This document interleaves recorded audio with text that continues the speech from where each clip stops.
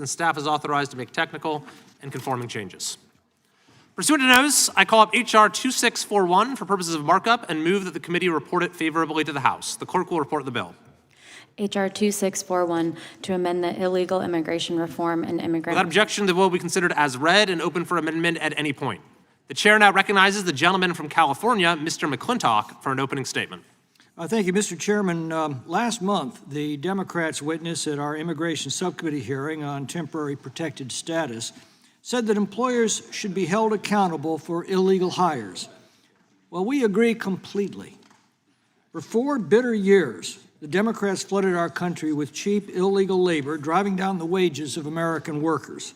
This was the biggest illegal mass migration in history, aided and abetted by the Democrats' open border policies. During those years, the real wages of American workers declined as a result of these policies. Well, now we are engaged in the biggest legal mass deportation in history, despite the vicious and often violent street mobs incited and encouraged by some of our Democratic colleagues. An estimated 2.5 million illegal aliens have either self-deported or have been forcibly removed.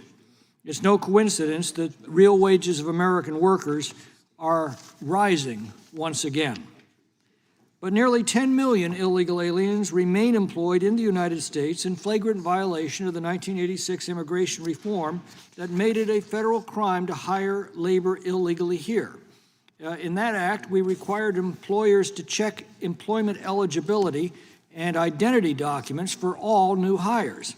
Well, sadly, that law became a joke because of the explosion of easily and cheaply obtained fraudulent documents that make it all but impossible for employers to reliably determine employment eligibility.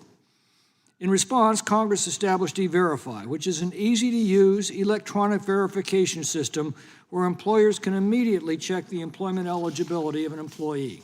With E-Verify, the subjectivity of document inspection is simply taken out of the equation. Nearly 1.5 million U.S. employers are currently enrolled in E-Verify. It's very easy for employers to use, and it works. Thanks to the federal acquisition regulation for E-Verify, among those 1.5 million employers are an estimated 95,000 federal contractors. This 2008 regulation requires that, with certain exceptions, federal agencies insert an E-Verify use clause into their contracts. But there are loopholes. Contracts less than $150,000 or shorter than 120 days are not required to use this system. They also exempt certain employers, including higher education and state and local governments. H.R. 2641, the Day One, Dollar One E-Verify Act, removes these loopholes and requires all federal contractors to use the E-Verify system to verify the employment eligibility of their new hires. By statute, Congress has long required itself and the executive branch to use E-Verify, so federal contractors will not have to play by the same rules that we do. While I support this legislation and urge its passage, I look forward to the committee's consideration of the Legal Workforce Act, which requires all U.S. employers to use E-Verify and makes necessary improvements to the system. In the meantime, the least this committee can do is to help ensure that U.S. taxpayer dollars are not paying the salaries of illegal aliens. H.R. 2641 does just that. Last Congress, when the committee considered E-Verify legislation, the Democrats sided with illegal alien workers against American workers. I hope the same is not true in this Congress. I thank our colleague from Pennsylvania, Mr. McKenzie, for introducing this legislation, and I urge my colleagues to support the bill, and I yield back. The gentleman yields back. The chair now recognizes the ranking member, Mr. Raskin, for an opening statement. Thank you, Mr. Chairman. So the economy is in a free fall because of the president's illegal, unconstitutional tariffs that he's imposed around the world. Unemployment is rising. Prices are out of control. Huge affordability crisis, although Donald Trump says he doesn't want to hear the word affordability again. And what do our colleagues bring us? Well, another bureaucratic red tape program for small businesses for federal contractors. E-Verify is a federal program designed to help employers confirm the work authorization of newly hired employees. This bill would mandate the use of E-Verify for federal contractors, despite long-standing evidence that the system remains still unreliable and prone to error and mistake. President Trump's own Department of Homeland Security has acknowledged that E-Verify is susceptible to identity fraud because it cannot reliably photo match state-issued IDs. And in July, DHS spokesperson Tricia McLaughlin blamed a local police department in Maine's reckless reliance on E-Verify for inadvertently hiring a Jamaican national who was not authorized to work in the U.S. The E-Verify system's error rate stands today at approximately 0.19%, which has real-world consequences. According to the Bureau of Labor Statistics, employers hired about 64.5 million people between July 2024 and 2025. If E-Verify were mandatory nationwide, the system would have wrongly notified more than 120,000 workers that they are not authorized to work in the United States or that they were authorized to work in the United States. That's just unacceptable. So it's an issue of basic fairness and due process. When E-Verify mistakenly flags a work-authorized person as ineligible, the burden then falls on that person to navigate an onerous process involving multiple agencies, which can take weeks or months to resolve. These delays lead to missed work, lost income, and unnecessary stress for people struggling just to try to get by in Donald Trump's economy. There's also no formal appeal mechanism for challenging a decision based on E-Verify. This effectively leaves workers blacklisted. They lose their job, and if they can't figure out how to resolve an error, they continue to encounter the same error with any other employer. Without an appeals process, even a small set of mistakes can cause lasting harm for workers and employers who did nothing wrong. E-Verify is vulnerable to identity theft and document fraud because the system only checks whether documents match government databases and whether the presenter is the rightful holder. Individuals without work authorization can pass verification by using someone else's valid ID. Yet today, the proponents of the bill propose that we vastly expand this deeply flawed program with no additional oversight and no new funding or resources to implement it.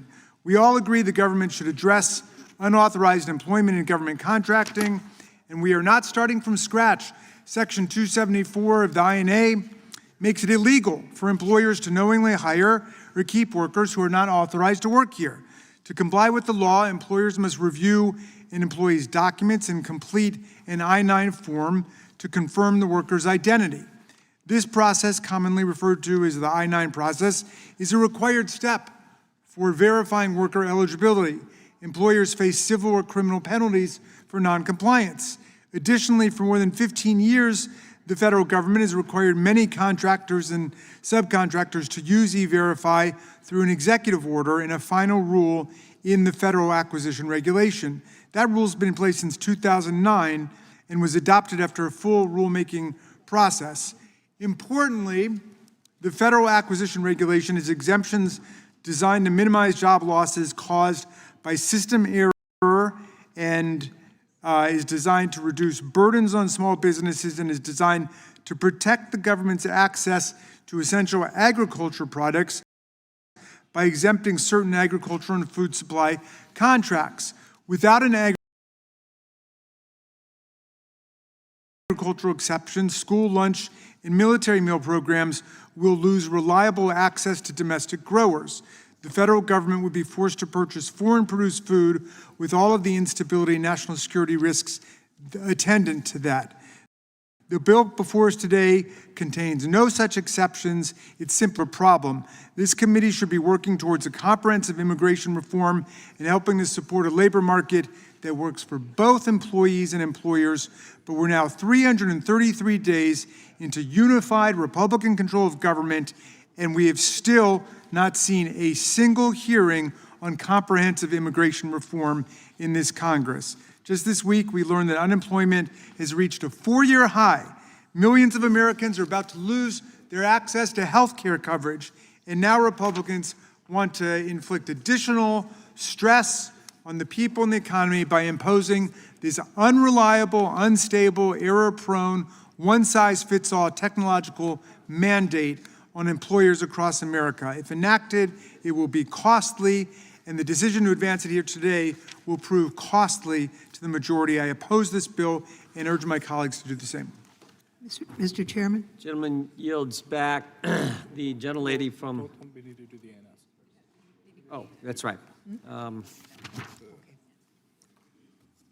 Chair now recognizes the gentleman from California to offer an amendment in the nature of a substitute. I have an amendment at the desk. Clerk will report the amendment. Amendment in the nature. Without objection, the amendment in the nature of substitute will be considered as read and shall be considered base text for the purpose of the amendment. The chair now recognizes the gentleman from California to explain the amendment.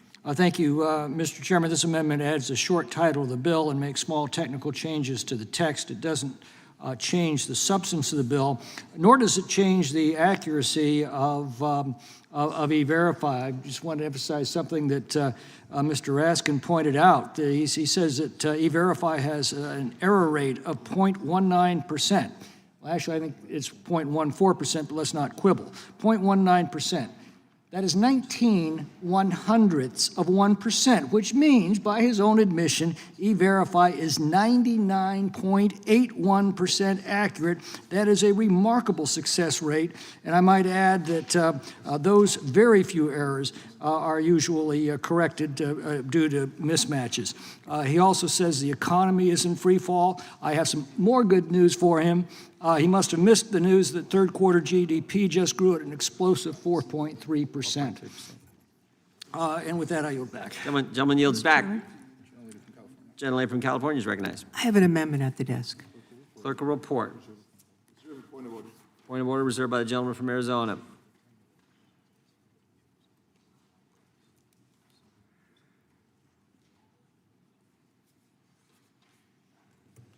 Amendment to the amendment in the nature of a Objection, the bill be substitute. considered as read. The gentlelady from California is recognized to explain her amendment. This amendment is a simple one. It exempts agricultural or food subcontractors from the bill's E-Verify requirements.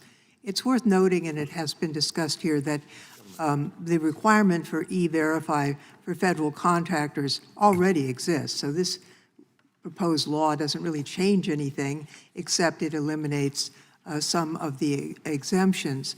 The exemption as to ag is extremely important. We know that at least half of the farm workers in the United States lack documents. They are undocumented workers. I remember many years ago when I chaired the Immigration Subcommittee, we had a hearing, and the then president of the Southern Baptist Convention gave this testimony. For years, we had two signs at the southern border. One said no trespassing, and the other sign said help wanted. And people responded to the help wanted sign. There was no visa system in place for people to legally come.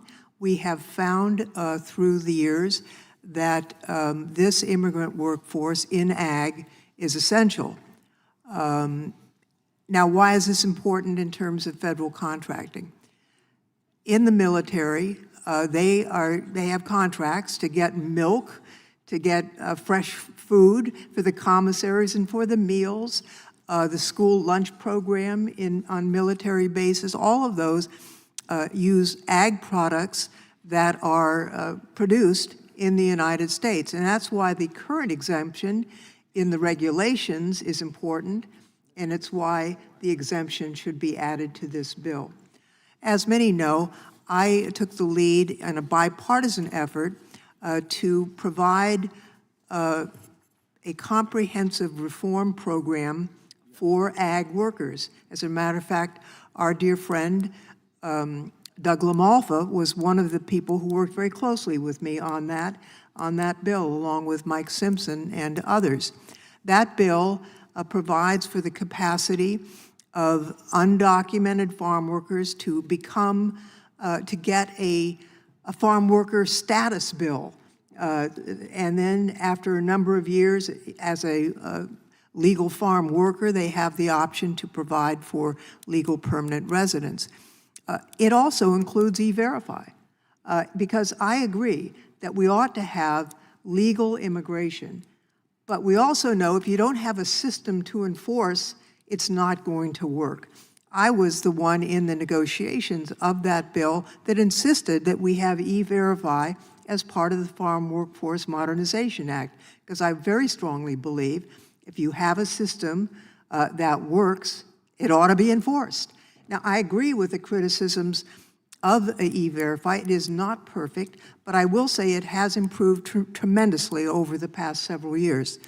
I think if we don't exempt ag, we will have a very serious problem throughout the federal government, but especially in our military that relies on ag products and feeding our soldiers. And the idea that we would have to feed our soldiers with food imported from another country doesn't sit so well with me. So this is a very easy amendment. It's consistent with the current regulation. It is in keeping with our bipartisan effort to try and address the tremendous shortage in our farm workforce system. American farms would go under without the immigrant workers who are working there. We would see mass offshoring of jobs, and including upstream and downstream U.S. jobs supported by ag. And I'm hoping that we can include this exemption, Mr. Chairman, but I'm also hopeful that we can get the Farm Workforce Modernization Act approved by this House once again. It's passed the House twice with bipartisan support, and it would be great as a tribute to our late colleague to do that in the remainder of this Congress. And with that, Mr. Chairman, I yield back. Gentleman yields back. The gentleman from Arizona withdraws his point of order. The gentleman from California is recognized. Thank you. Mr. Chairman, Cesar Chavez, the founder of the United Farm Workers Union, was an outspoken opponent of illegal aliens being employed by agriculture because he understood that it undermined the working wages and conditions of his union members who were U.S. citizens or legal residents. This bill already applies to, the provisions of this bill already apply to federal contractors, except with certain loopholes, such as the amount of the contracted, I think $150,000. I'd also, the impact that this would have on agriculture is very, very limited to begin with. And I'd also point out that there is an uncapped agricultural guest worker program currently, the H-2A program. So there you have it. Gentleman yields back. The gentleman from Arizona is recognized. The gentleman from Georgia. Oh, Georgia. Thank you. I move to recognized strike for the 5 last minutes. word. Thank you. This amendment I rise in support of. It is simple but very important in that it exempts contractors and subcontractors who provide agricultural or food products from this bill's E-Verify requirements. E-Verify is a deeply flawed system, and even the Trump administration admits that it does not work very well. Earlier this year, DHS claimed employers were, quote, reckless, end quote, to rely on the system. Now the majority on this committee wants to force all federal contractors to use it. That doesn't make sense to me. Without other reforms, imposing E-Verify without exceptions will cause huge disruptions in our nation's food supply system. Over 15% of our economy relies on agriculture, and the industry itself represents $1.26 trillion, or 5.4% of our GDP.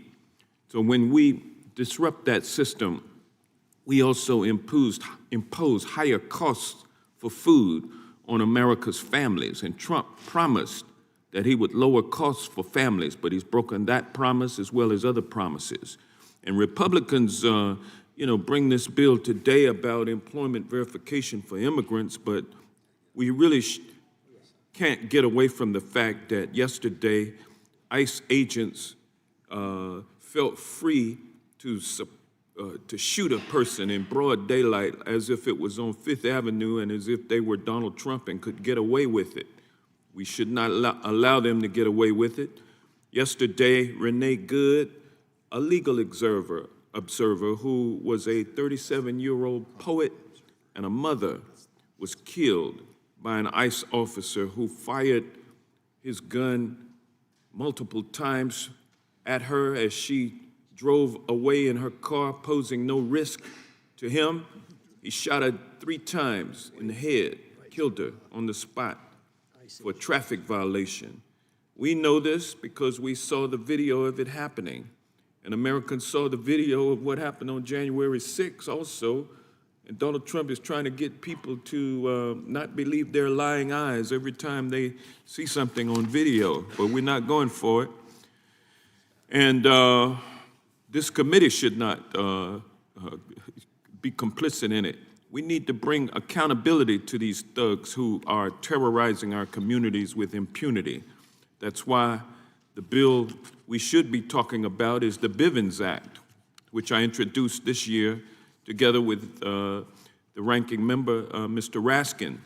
The Bivens Act would provide an express cause of action for victims of constitutional violations, like violating the civil rights of a person by taking their life without cause. And we need our citizens to be able to go into the courts and hold lawless federal government officials accountable, just as they can state and local law enforcement agents. We should be talking about the Constitutional Accountability Act that I introduced. We know that these ICE agents are acting with disregard for human life because that is what they are being told, and that is what they are being set loose on our streets to do without training. They are hired by an administration that is led by a president who calls immigrants garbage. And then he directs them onto the streets of Minneapolis and other cities in this country. They are being put in the field with deadly weapons and training that is clearly insufficient. They've been recruited based on racist appeals to support a racist regime that is in charge here in America. And it's not only the individual agents who need to be held accountable, but the chain of command as well. We do not want to live in a country where children are afraid that their mother will be shot in the face that day by government goons. We do not want to live in a country where we are pepper sprayed and put in danger for exercising our First Amendment rights. We do not want to live in a country where families are afraid to take their kids to school. We need accountability, and we need to do it by marking up and passing my Bivens Act and also the Constitutional Accountability Act. Otherwise, I fear how quickly things will get worse. I look forward to continuing this conversation, and I yield back. Gentleman yields back. Gentleman from Arizona is recognized. Thank you, Mr. Chairman. I move to strike the last word. Gentleman is recognized. Thank you. I respectfully oppose the Lofgren Amendment, and I want to point out that probably no state has had E-Verify longer than my home state of Arizona. Implemented and enacted in 2007. We heard many of the scary conversations that we've just heard from my Democrat colleagues. But in Arizona, it's been the law for almost 20 years that every employer must use E-Verify for every employee. And the fear-mongering was that since 90% of America's winter vegetables come from Arizona, that prices would skyrocket. We would not have Arizona's products to go out. We would be importing more vegetables to replace what Arizona produces, and that has simply not been the case. And what we've seen instead is, over those same 2 decades, Arizona was one of the fastest growing economic states in the country and was growing at a very strong clip until our current executive regime took over, which decided to implement all kinds of regulatory policies. And when I say executive regime, I mean at the state level.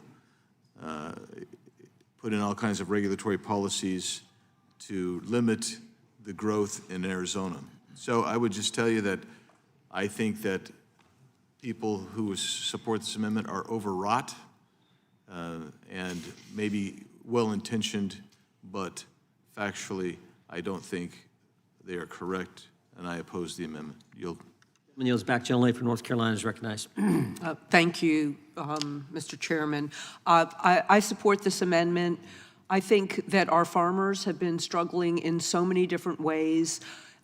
North Carolina's farm economy is probably the biggest economic segment of our economy.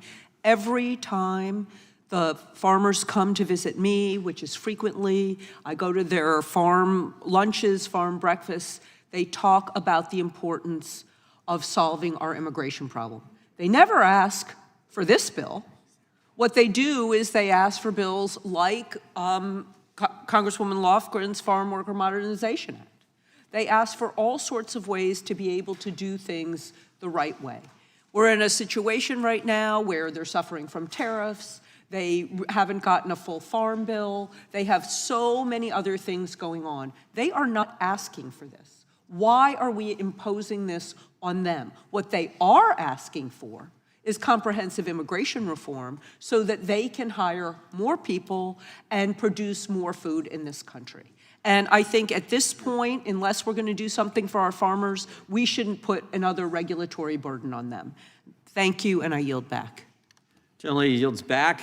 The gentlelady from Washington is recognized. Thank you, Mr. Chairman.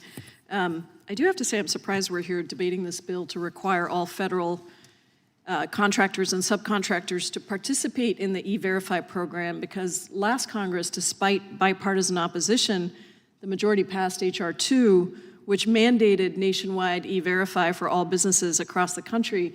I don't know if the majority is unable to pass H.R. 2 this Congress. Maybe the majority is relegated to a scaled down but still deeply flawed E-Verify mandate alone.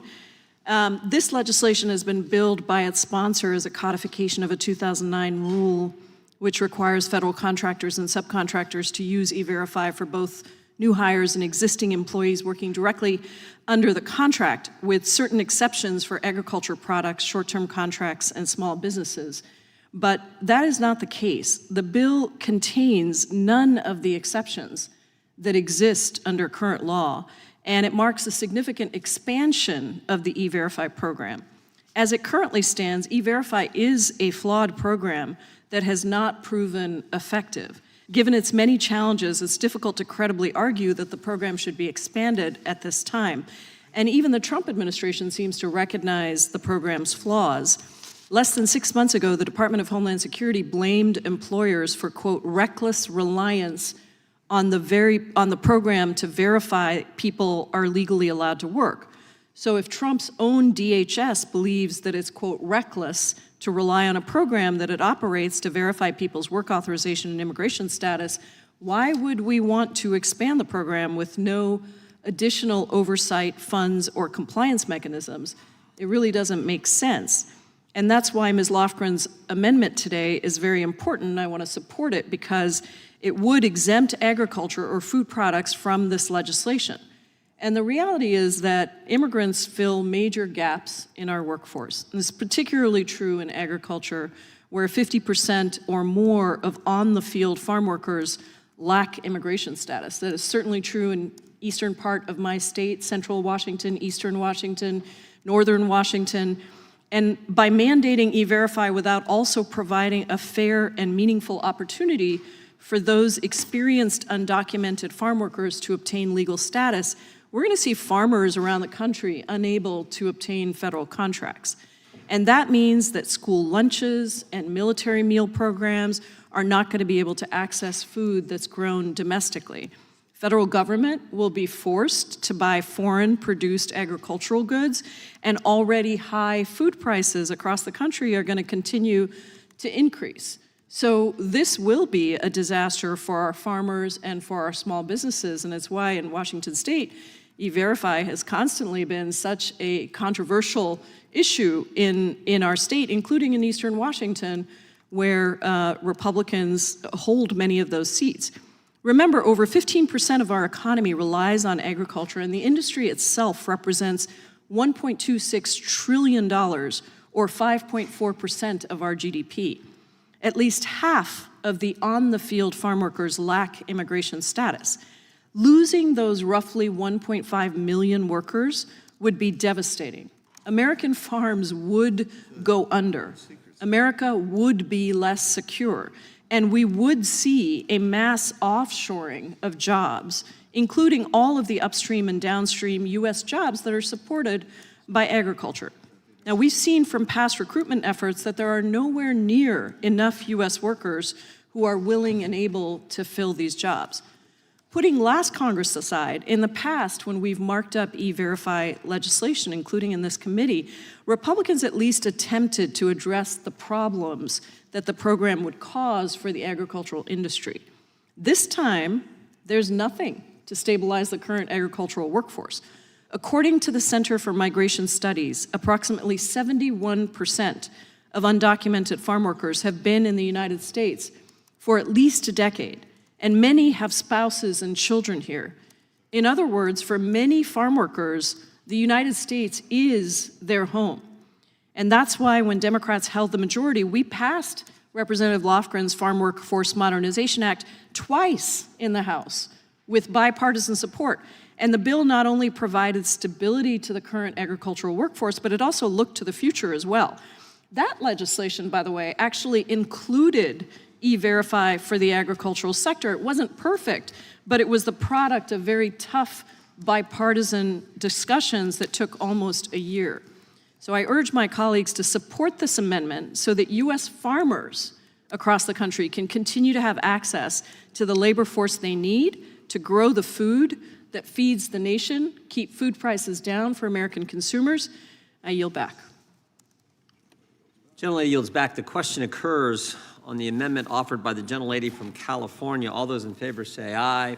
Aye. Those opposed, no. No. In the opinion of the chair, the noes have it, and the amendment is not agreed to. Gentlelady from California requests a recorded vote. The clerk will call the roll. Mr. Jordan? No. Mr. Jordan votes no. Mr. Issa? Mr. Biggs? No. Mr. Biggs votes no. Mr. McClintock? No. Mr. McClintock votes no. Mr. Tiffany? Mr. Massey? Mr. Roy? Mr. Roy votes no. Mr. Fitzgerald? Mr. Klein? Mr. Klein votes no. Mr. Gooden? Mr. Gooden votes no. Mr. Van Drew? Mr. Nels? Mr. Moore? Mr. Kiley? Mr. Kiley votes no. Ms. Hageman? Ms. Lee? Ms. Lee votes no. Mr. Hunt? Mr. Fry? Mr. Fry votes no. Mr. Grothman? Mr. Grothman votes no. Mr. Knott? Mr. Knott votes no. Mr. Harris? Mr. Harris votes no. Mr. Onder? Mr. Onder votes aye. Mr. Schmidt? Mr. Schmidt votes no. Mr. Gill?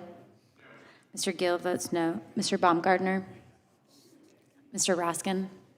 Aye. Mr. Raskin votes aye. Mr. Nadler? Aye. Mr. Nadler votes aye. Ms. Lofgren? Aye. Ms. Lofgren votes aye. Mr. Cohen? Mr. Johnson? Mr. Johnson votes aye. Mr. Swalwell? Mr. Liu? Ms. Jayapal? Ms. Jayapal votes aye. Mr. Correa? Ms. Scanlon? Ms. Scanlon votes aye. Mr. Neguse? Ms. McBath? Ms. Ross? Ms. Ross votes aye. Ms. Ballant? Mr. Garcia? Ms. Kamlager-Dove? Ms. Kamlager-Dove votes aye. Mr. Moskowitz? Mr. Goldman? Ms. Crockett? Mr. Onder, you're recorded as aye. Mr. Onder votes no. Mr. Issa, you're not recorded. Mr. Issa votes no. Ms. Hageman, you are not recorded. Ms. Hageman votes no. Mr. Fitzgerald votes no. Mr. Tiffany? Mr. Tiffany votes no.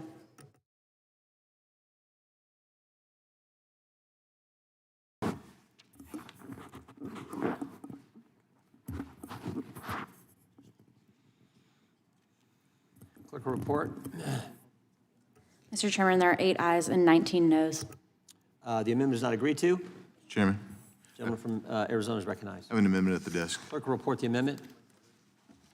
Point of order reserved by the gentleman from Maryland. Amendment to the amendment in the nature of a Without objection, the substitute. amendment will be considered as read. The gentleman is recognized to explain his amendment. Thank you, Mr. Chairman. My amendment is straightforward. It simply requires that before a state issues or or renews a commercial driver's license, the applicant's work authorization must be verified through E-Verify. This is a proven tool already in use across the country. Expanding it to CDL holders is common sense. We're talking about individuals operating massive 40-ton vehicles on our highways. Recent tragedies show what happens when verification fails or does not take place. In Florida, an unauthorized driver made an illegal U-turn, killing 3.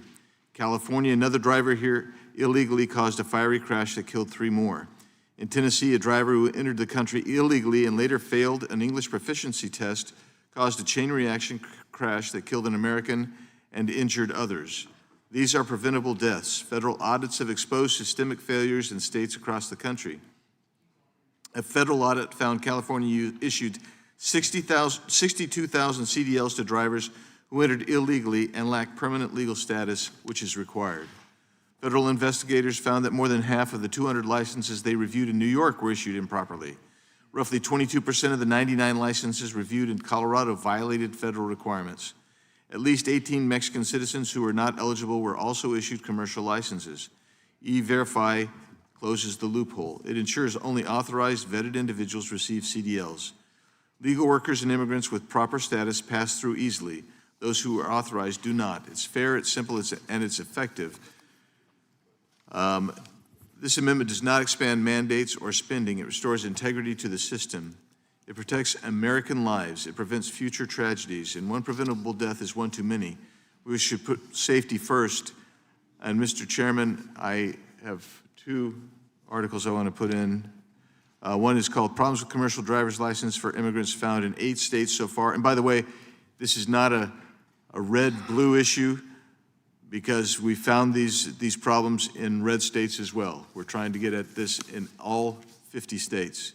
And another article put out, illegal alien who couldn't speak English causes deadly multi-vehicle pileup in Tennessee under Biden-era work authorization. Somehow, an illegal alien Chinese individual was able to obtain a CDL even though he couldn't speak English. So, Without objection, the documents are entered in the record. thank you, Mr. Chairman. I urge everyone to support this amendment, and I yield back. Gentleman yields back. So Mr. further Chairman. discussion on the amendment, Mr. Raskin. Well, I'm going to press my point of order. This might be the absolute greatest amendment in the world, but it's completely not germane to the legislation before us. I'm going to withdraw my amendment. I forgot I was going to do that. I was so excited. So excited, doggone it.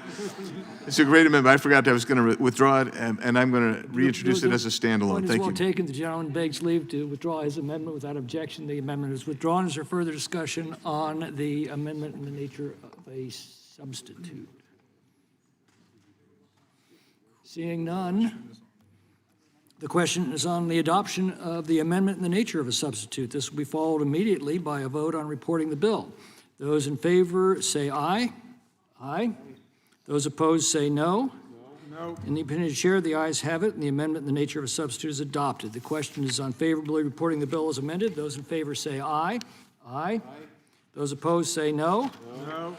The ayes have it. The bill is ordered reported favorably to the House. Can we have a recorded vote, please, Mr. Chairman? A recorded vote has been requested. The secretary will call the roll.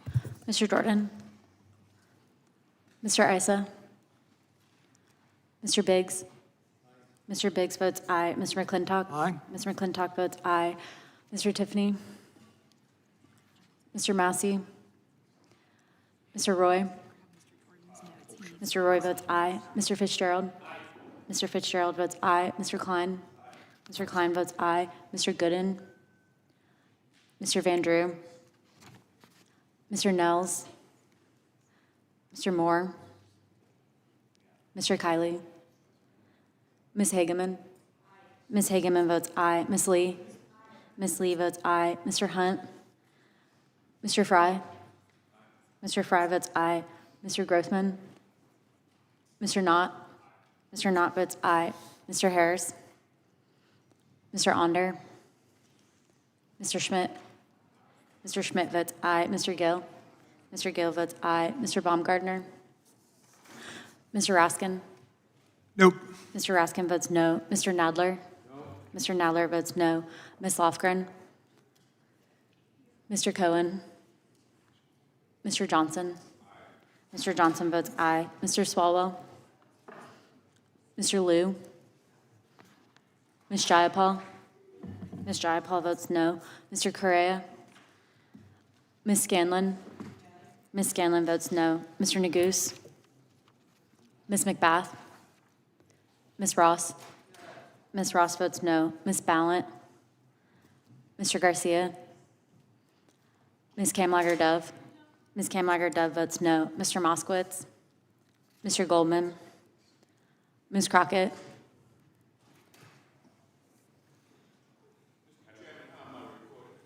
Mr. Johnson, you're recorded as aye. Mr. Johnson votes no. Mr. Massey, you are not recorded. Mr. Massey votes no.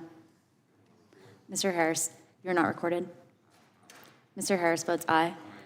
Mr. Onder, you are not recorded. Mr. Onder votes aye. Mr. Gooden? Mr. Gooden votes aye. Mr. Issa? Mr. Issa votes aye.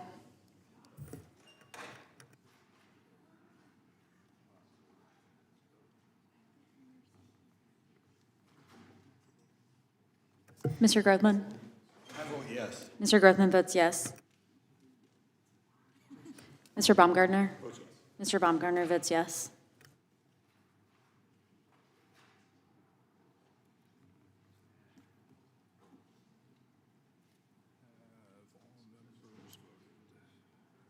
Have all members voted? Clerk will report the roll call. Mr. Chairman, there are 17 ayes and 8 noes. Vote being 17 in the affirmative and 8 in the negative, the bill is adopted and ordered to be reported favorably to the House. Members will have 2 days to submit views. Without objection, the bill will be reported as a single amendment in the nature of a substitute, incorporating all adopted amendments, and staff is authorized to make technical and conforming changes. Pursuant to notice, I call up H.R. 6622, the Sunshine for Regulatory Decrees and Settlements Act of 2025 for purposes of markup, and move that the committee report it favorably to the House. Clerk will report the bill. H.R. 6622 to impose